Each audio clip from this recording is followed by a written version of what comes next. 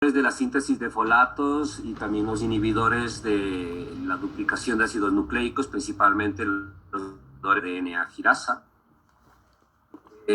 Hasta aquí, de los distintos fármacos que hemos estado mirando, hemos pasado revista a aquellos que inhiben la estructuración de la pared bacteriana y se transforman, por lo tanto, en bactericidas, en inhibidores de síntesis de proteínas, la mayoría de los cuales, quizás una excepción los aminoglucósidos, se comportan principalmente como bacteriostáticos. Y ahora vamos con los inhibidores de síntesis de metabolismo de folatos y de ácidos nucleicos. Aquí, en los inhibidores de la síntesis de folatos, estos van a ser básicamente bacteriostáticos, pero el grupo de las quinolonas, que son inhibidores del ADN, serán considerados bactericidas. Y cuando estemos en antituberculosos veremos que hay varios fármacos que tienen mecanismos parecidos a los anteriores, pero que únicamente son útiles para la tuberculosis. Esto que está en la pantalla es la estructura química del PABA, el ácido para-aminobenzoico. Este ácido para-aminobenzoico es parte integral en la molécula de los folatos. Está aquí representada su ubicación. Y a diferencia de las bacterias que por síntesis de ácido fólico, los mamíferos superiores necesitamos consumirlo en la dieta. Y que estos fármacos no van a repercutir de manera franca sobre las disponibilidades que podamos tener, incluso porque la afinidad por las enzimas responsables de esta síntesis es mucho mayor, la afinidad del fármaco en las enzimas bacterianas que en las análogas humanas como la dihidrofolato reductasa. Esto de aquí tenemos la cascada de síntesis. A ver, esto hay que mirarlo antes que escribirlo, ¿no? La base que da origen a todo es el PABA. Este PABA se tiene que combinar con pteridina para dar ácido dihidropteroico. Esta primera síntesis lo realiza la dihidropteroato sintetasa, esta enzima. El producto resultante es el ácido dihidropteroico, el cual después en combinación con glutamato da origen al ácido dihidrofólico. Este ácido dihidrofólico, a su vez, tiene que ser modificado por la enzima dihidrofolato reductasa para dar origen al ácido tetrahidrofólico. Este ácido tetrahidrofólico es fundamental para la conformación y estructuración de las purinas, que, como ustedes recordarán por embriología, genética y por bioquímica, son componentes estructurales a su vez del ADN, del ácido desoxirribonucleico. Por lo tanto, dentro de esta cascada de síntesis se encuentran claramente distinguidos dos blancos de actividad farmacológica, estas dos enzimas. Si se inhibe la dihidropteroato sintetasa, no va la bacteria a poder crear ácido dihidropteroico ni el resto de componentes. Si se inhibe la dihidrofolato reductasa, también interferirías con la formación del ácido tetrahidrofólico. Por lo tanto, los fármacos que inhiban a estas enzimas se van a denominar inhibidores de la síntesis de los folatos. Estos de aquí, inhibidores de la síntesis de los folatos. Vamos a mirar que existen dos subgrupos químicos, cada uno de los cuales actuará en estas enzimas. Y de esa manera, aunque podrían de manera individual favorecer el efecto, muchas veces se los combina para de esa manera provocar una sinergia de acción, bloqueando en dos momentos diferentes la ruta de síntesis de los folatos. El primer subgrupo químico está dado por las sulfamidas, también llamadas sulfanilamidas. Estas sulfamidas, sulfanilamidas, o a veces popularmente llamadas simplemente como sulfas, Si se dan cuenta aquí en las moléculas, son análogos estructurales del PABA. La diferencia se encuentra en este átomo, en el cual en lugar de existir un carbono, existe un azufre que está vinculado obviamente a un grupo amida. De ahí lo de sulfanilamidas. Y son análogos estructurales del PABA. Si son análogos estructurales, ya se puede predecir que esta enzima bacteriana, la hidroxapteroato sintetasa, los va a ver parecidos, se va a equivocar y se va a unir. Va a unir a una sulfanilamida en lugar de al PABA. Al unirse va a quedar inhibida. De ahí que se menciona en la teoría que las sulfonamidas son análogos estructurales del PABA, tienen un azufre vinculado al bencénico y hacen esto, una inhibición competitiva de la dihidroxapteroato sintetasa. Ojo con lo de la palabra competitiva, significa que podría existir reversión en la unión. Y como está inhibido esto, pues obviamente se disminuye la tasa de crecimiento bacteriano porque no hay síntesis de los folatos. Prácticamente las bacterias son sensibles a este mecanismo, pero a partir del momento de descubrimiento de las sulfonamidas, que es un punto histórico en la farmacología, porque fueron básicamente un hallazgo casual, derivados a partir de pruebas que se estaban realizando con un colorante, que era el prontosil rojo, pues fueron inicialmente muy útiles para muchísimas patologías, ¿sí? Muchísimos cuadros. Incluso una de las primeras experiencias que hubo con las sulfonamidas fue el tratamiento de un recién nacido que tenía justamente un cuadro agudo, severo, de sepsis, e incluso después también fueron útiles para Neisseria meningitidis. Sin embargo, lamentablemente, al pasar las décadas, hasta el momento de ahora, muchos de los gram positivos son resistentes, muchos de estos, incluyendo aquí, obviamente, al estafilococo en primer lugar.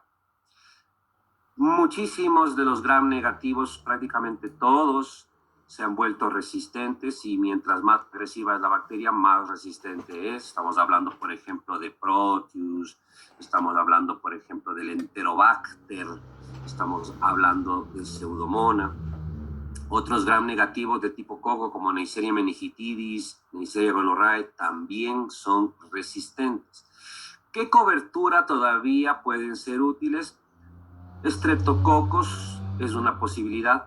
Enterobacterias, cuidado, cuando digo enterobacterias no me refiero a la Enterobacter, aquí me estoy refiriendo principalmente al grupo de Escherichia coli, de Salmonella notifica, Shigella, son todavía potencialmente manejables con sulfonamidas. Hay que acordarnos que la clamidia también va a ser sensible. Aquí nos da, por lo tanto, ya tenemos otro fármaco alternativo justamente contra Escherichia coli. Recuerden que uno de los cuadros que más va a estar relacionado a la Escherichia coli es la infección de vías urinarias. También algunos procesos de gastroenteritis suelen ser cursados y provocados, por ejemplo, por Shigella. Y hay que acordarnos de estos de acá, porque van a estar dentro de las indicaciones de uso más interesantes de las sulfonamidas todavía. Pneumocystis carini. El Pneumocystis carini, que suele dar cuadros, sobre todo en pacientes inmunodeprimidos. Toxoplasmosis. Ojo, que estamos hablando aquí ya de un parásito de un vario. Nocardia. Y también vamos a añadir aquí al Plasmodium falciparum. No está en el listado, pero vamos a añadir aquí al Plasmodium falciparum. Y esto va a ser importante acordarnos justamente porque el próximo semestre, cuando se estudie antiparasitarios, bestia, la Evelyn cómo escribe, qué barbaridad, qué vergüenza. A ver, Evelyn, ¿hasta dónde te quedaste? ¿Sí? Hasta toxoplasma, coma, nocardia, coma, Plasmodium falciparum, entre paréntesis. Se estudia el próximo semestre en antiprotozoáricos.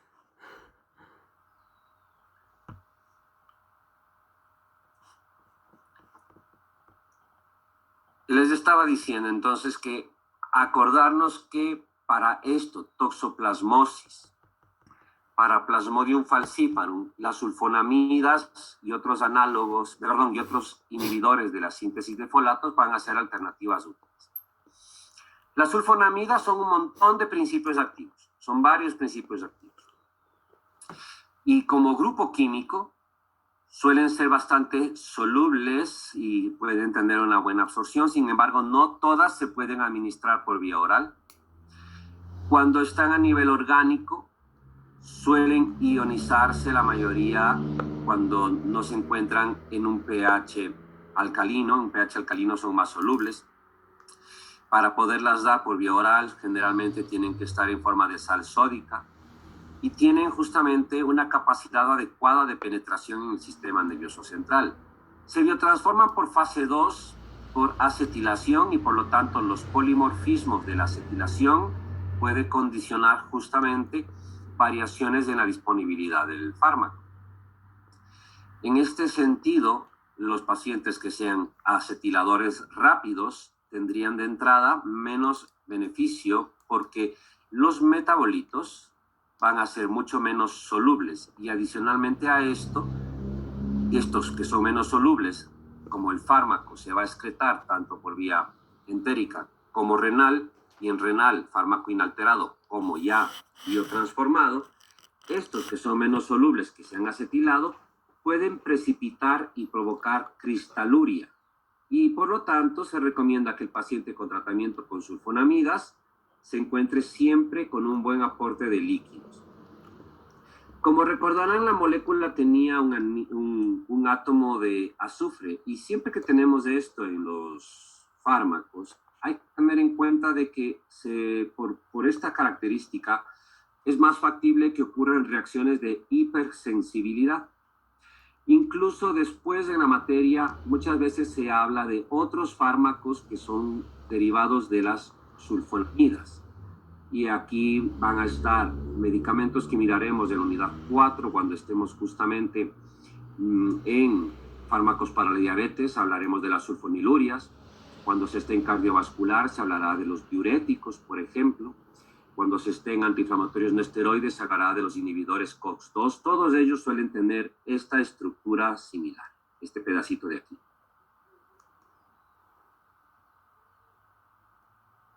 ¿Y esto entonces por qué? Bueno, porque a veces pueden dar reacciones de hipersensibilidad. Cuando ocurren, las más frecuentes y severas son a nivel a veces cutáneo, por ejemplo, que pueden dar eritema multiforme, pero que podría evolucionar a un síndrome de Stevens-Johnson, una adversa de tipo B. Y en pacientes que tienen también deficiencia de la glucosa 6-fosfato deshidrogenasa, es más factible que se genere anemia hemolítica. Por lo tanto, en países, gente procedente de países asiáticos, donde la frecuencia de personas con déficit de glucosa 6-fosfato deshidrogenasa es más alta, suelen estar desaconsejadas. Obviamente van a estar contraindicadas en el embarazo. ¿Por qué? Bueno, porque son inhibidores de los folatos y aunque la afinidad por las enzimas humanas pueda ser mucho menor, siempre el periodo embrionario es mucho más susceptible de efectos, incluso por la similitud de relación de evolución de las especies, si quieren así llamarlo. Pero justamente porque al poder tener la posibilidad biológica de alterar la síntesis de folatos, se aumenta el riesgo de alteraciones en la estructuración final del tubo neural. Recuerden que en embriología les han de haber hablado de este asunto. ¿Dónde actúan? Aquí. Todas estas, como son análogos, inhiben a la dihidrooctanoato sintetasa, ¿no? Están las estructuras de los fármacos y se percatan, aquí tenemos el PAVA y por acá la sulfanilamida básica, cuál fue la primera, y después tendríamos otros fármacos que fueron saliendo, sulfadiazina, sulfisoxazol, sulfametoxazol, y todos estos, fíjense siempre este anillo bencénico, aquí el anillo bencénico, con el componente amida y la molécula de azufre unida en el extremo superior. Esto, para que lo copien, solamente es para que me entiendan. En su texto incluso se menciona muchos menos principios activos. Pero les mencionaba justamente que hay varios principios, hay varios fármacos, ¿no? Y entonces, claro, a veces, según lo que es la duración del efecto, si es que es corto, intermedio, prolongado, o si es que estas que pueden darse por una ruta que sería sistémica, también quedan diferenciadas de las que solamente tienen actividad gastrointestinal y otras que se emplean de manera tópica. El común es que todas comienzan con sulf, prácticamente, ¿no? Entonces, principios activos, el que más tienen que recordar ustedes que se emplea para fines antibacterianos en el humano es el sulfametoxazol.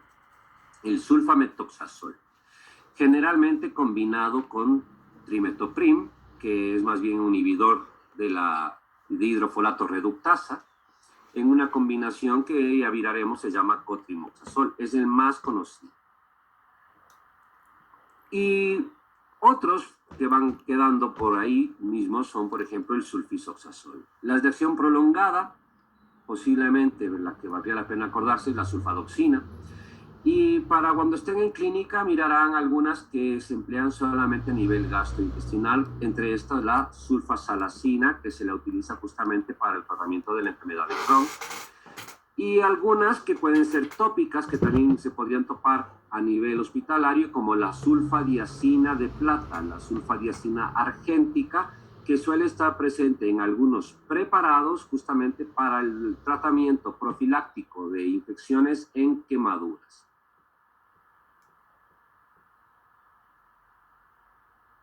Lo que estaba mencionando, de las de absorción oral, la que más nos va a importar es el sulfametoxazol. El sulfametoxazol nos va a ser útil justamente para la infección de vías urinarias. Debido a que alcanza buenas concentraciones a nivel de próstata, también se lo puede emplear para la prostatitis, hemos dicho para neumocitis carini y nocardia, muchas veces en combinación con trimetoprim. La sulfadoxina, que es otra de las sulfonamidas, se combina con otro de los inhibidores de la hidrofolato reductasa. Así como aquí combinamos con trimetoprim, esta se combina con pirimetamina, y esta combinación de sulfadoxina con pirimetamina es la que se utiliza para el tratamiento de Plasmodium falciparum. A su vez, también existe para el manejo de toxoplasmosis, sulfadiazina con pirimetamina. Ojo que no estamos hablando de toxoplasmosis en el embarazo, no es lo mismo, porque en el embarazo ya hemos visto que las sulfas van a estar contraindicadas.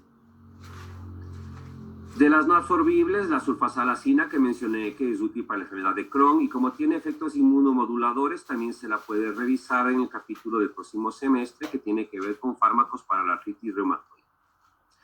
En las de uso local, la sulfadiazina de plata para infecciones cutáneas que mencionaba, y esta de acá, la sulfacetamida, para cuando hay que tratar el tracoma en una infección ocular.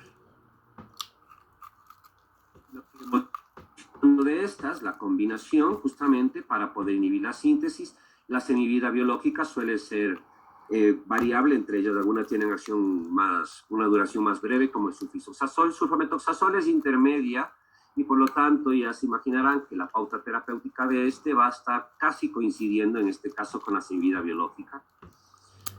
La combinación que nos va a interesar es esta de cotrimoxazol, combinado con trimetoprim, y verán cómo se escribe trimetoxi, prim, la R va aquí, algunos lo ponen como trimetro, no es trimetro, es trimeto, tres metoxis, 1, 2, 3 metoxis, y se denomina justamente a esta combinación así, cotrimoxazol. por combinación de trimetoprim con sulfametoxazol. Eso se llama cotrimoxazol y es una combinación a dosis fija. Estamos mencionando aquí el otro nombre del trimetoprim es trimetoxibenzilpirimidina. Las benzilpirimidinas son justamente el segundo subgrupo químico que inhibe la síntesis de folatos. El que nos va a interesar el día de hoy es el trimetoprim. Es metoxis, trimetoxi. 3. Insisto, lo de la R, ¿en dónde va? Es trimetoprim. El otro es la pirimetamina, que se revisará cuando se esté en fármacos contra el paludismo, ¿no? ¿Dónde inhiben estos dos? Aquí, a este nivel, bloqueando la hidrofolato reductasa y por lo tanto se combinan a dosis fijas para poder ejercer una sinergia.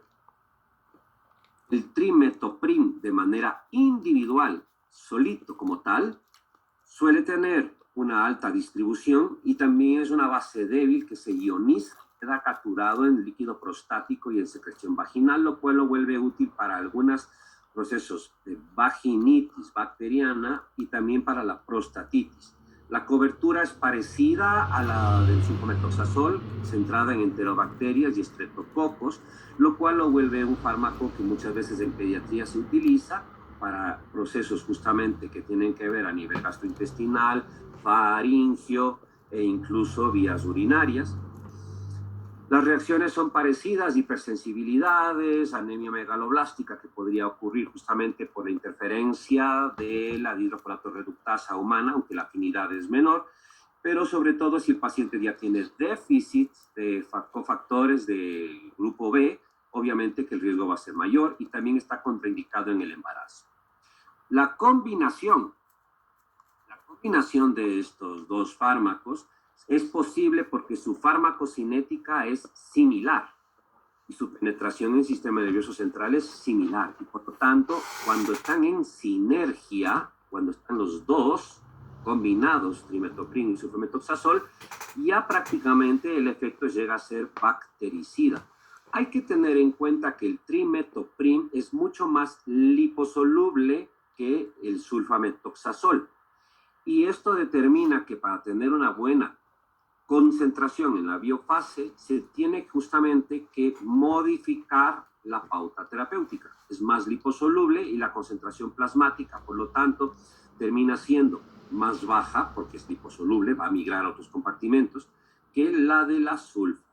Y en este sentido, la proporción justamente entre sulfametoxazol y trimetoprim suele ser de 5:1. Eso significa que por cada parte de sulfametoxazol hay una de trimetoprim. Y hay dos formulaciones que vienen en los comprimidos o en los jarabes. La una que es la básica, en la cual suele existir 400 miligramos de sulfametoxazol en combinación con 80 miligramos de trimetoprim. Esa es una. Y las que se denominan forte. Las forte tienen el doble, 800 miligramos de sulfametoxazol y 160 miligramos de trimetoprim. Posiblemente ustedes en algún instante habrán oído hablar del Bactrim y el Bactrim forte, del Bacterol y el Bacterol forte, del Suftrex y el Suftrex forte. ¿Qué son? Son cotrimoxazol. Los simples a la combinación de 400 y 80 y los forte a la combinación doble. ¿Ok? Esto para que lo hagan relación. Obviamente, cuando ya están en combinación, es necesario hacer ajustes de dosis en pacientes que tienen falla renal, siguen estando contraindicados en el embarazo. ¿Y para qué sirve esta combinación? Para tratar justamente procesos de vías respiratorias superiores como alternativa a los betalactámicos, sobre todo a nivel pediátrico, para tratar gastroenteritis bacterianas causadas por enterobacterias, principalmente Shigella, y para infecciones de vías urinarias por Escherichia coli. Ya tenemos, por lo tanto, aquí otra opción para la IBU. Acordándonos lo de pneumocitis carini en pacientes con VIH y nocardia. Hay que tener en cuenta de que a veces, no siempre, podría haber reacciones de hipersensibilidad cruzada con otros fármacos del componente sulfonamídico que no son de tipo antibiótico. El riesgo no es mayor si es que la persona no tiene una predisposición, es decir, los pacientes que tienen atopia son los que tienen más hipersensibilidad cruzada.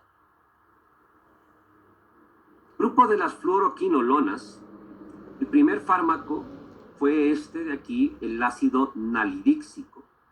Prácticamente ha caído en desuso y no sirve sino como antiséptico urinario, ni siquiera como antibiótico de primera línea para tratamiento de infección de vías urinarias, simplemente como antiséptico. A esta molécula del ácido nalidíxico se le colocó un átomo de flúor, mírenles aquí.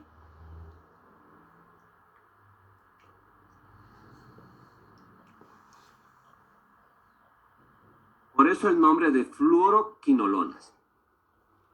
Hay algunos principios activos, los que tienen que familiarizarse principalmente: norfloxacina, ciprofloxacina, levofloxacina, moxifloxacina entre las nuevas, atifloxacina sacada del mercado ya.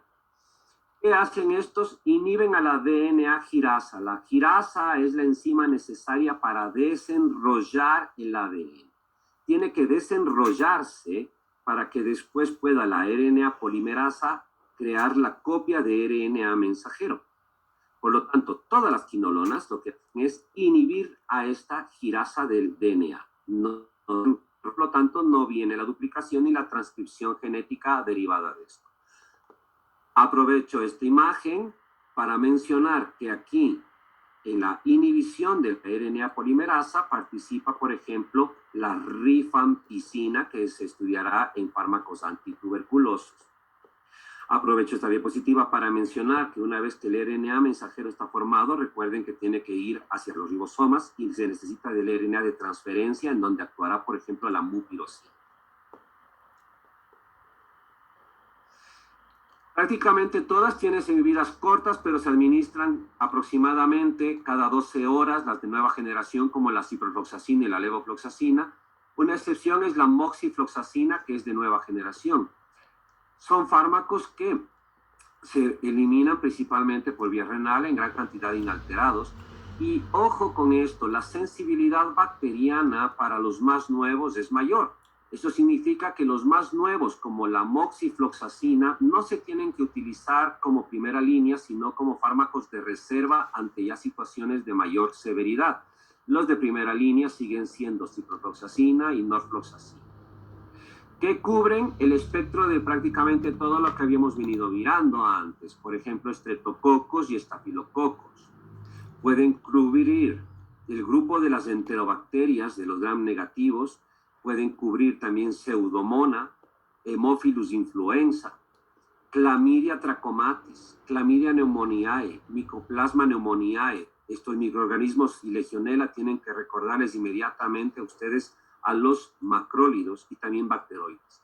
Sin embargo, no se consideran fármacos de primera intención de uso porque tenemos otros fármacos que también nos pueden ayudar a cubrir estos procesos.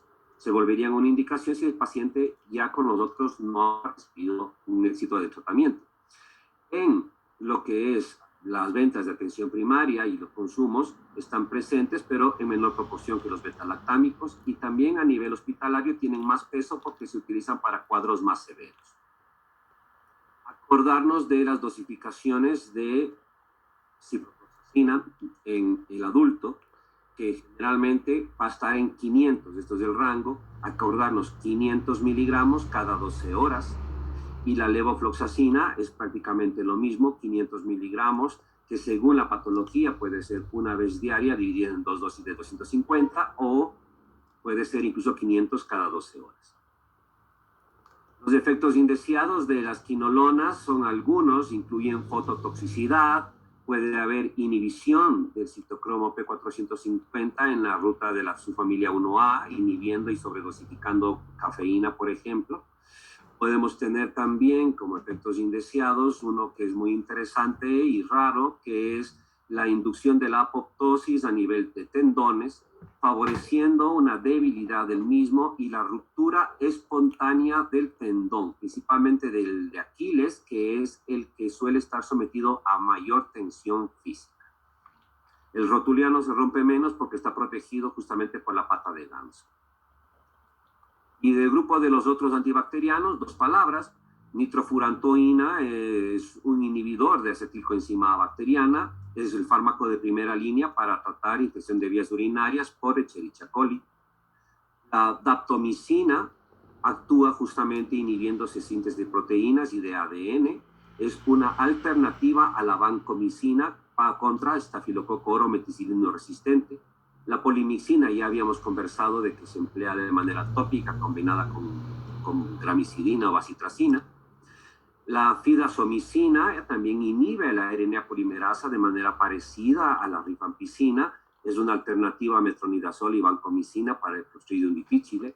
Y la mupirocina, que es tóxica, sistémica, se utiliza solamente por vía tópica, inhibe a la sintetasa del RNA de transferencia, cubre gram positivos y sirve de manera tópica para tratar el impético cutáneo o para eliminar, erradicar de vías aéreas, vías nasales, ¿sí? en faringe y sobre todo a nivel nasal, a manera de gel nasal, para erradicar al estafilococo orometicilino resistente que está siendo portado por personal sanitario de manera asintomática.